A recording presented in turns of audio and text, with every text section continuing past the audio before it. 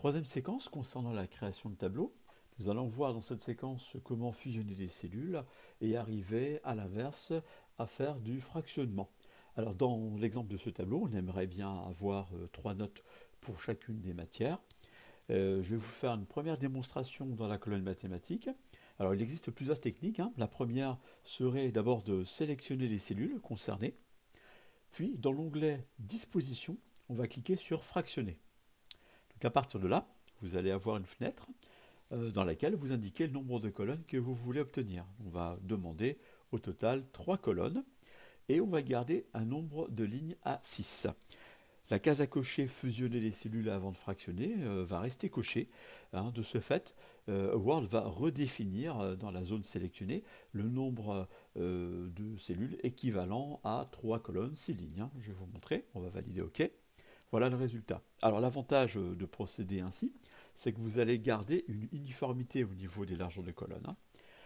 Deuxième possibilité, on avait vu d'ailleurs une commande qui permettait de faire du dessin dans la première séquence, hein, la création de tableau. Eh bien, on va utiliser cette technique, hein. Dans l'onglet Disposition, vous allez cliquer sur le bouton Dessiner un tableau. Donc le pointeur de la souris va devenir un crayon, et avec ce crayon, je vais tracer les colonnes, hein, en allant bien entendu du haut en bas, hein, sans rien oublier, hein, voilà. À partir du moment où vous faites ça, donc l'avantage c'est que ça va très vite, mais l'inconvénient c'est que vous devez redimensionner à nouveau les colonnes, hein. Donc pour cela, je vais appuyer sur la touche échappe. De ce fait, le pointeur vient de disparaître. Je sélectionne les cellules concernées et je vais devoir, dans l'onglet Disposition, refaire une redistribution des colonnes. Voilà. Donc c'est le même résultat qu'avec la matière mathématique. Bien.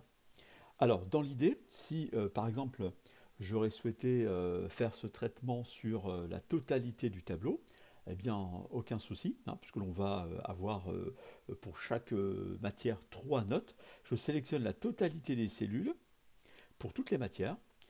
Dans l'onglet Disposition, je choisis de fractionner l'ensemble de ma sélection en un nombre de 3 x 3, donc 9 colonnes, sur 6 lignes, avec toujours l'option fusionner les cellules avant de fractionner.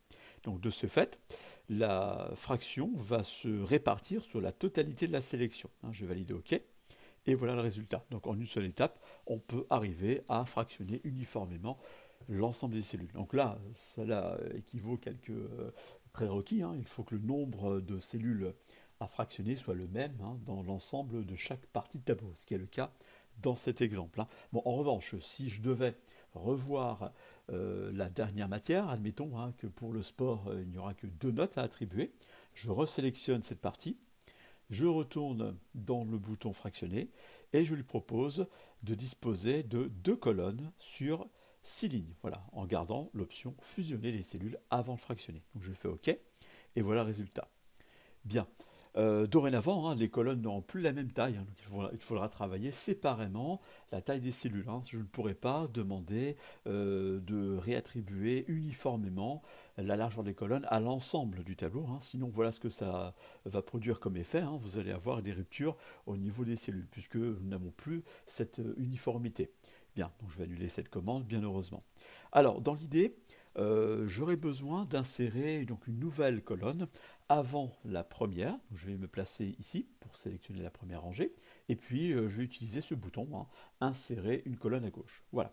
Alors, dans l'idée, on va avoir en fait deux classes, hein, deux classes de seconde. Donc, la première classe, la voici. Je sélectionnerai les premières cellules à fusionner et par l'intermédiaire de l'onglet disposition, bien, je vais cliquer sur ce bouton fusionner. Vous voyez, à l'inverse de la fraction, on a ici fusionner les cellules. Je vais procéder de la même manière pour la deuxième partie. Alors, je sélectionne les cellules et je vais les fusionner. Voilà.